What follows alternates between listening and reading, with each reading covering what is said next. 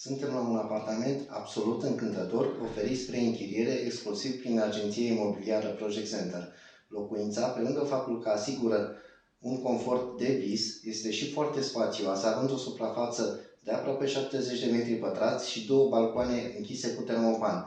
De asemenea, locuința este izolată termic, are clasă energetică A, ceea ce va însemna o temperatură ambientală superioară. De exemplu, în momentul de față suntem în mijlocul lui decembrie, centrala termică este închisă, afară sunt minus 3 grade, iar în interior avem 20 de grade.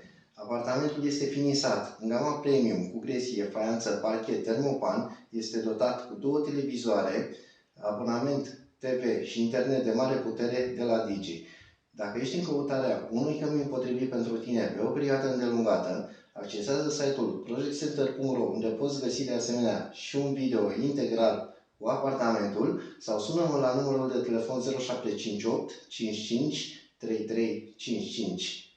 Marius din Project Center, toate bune!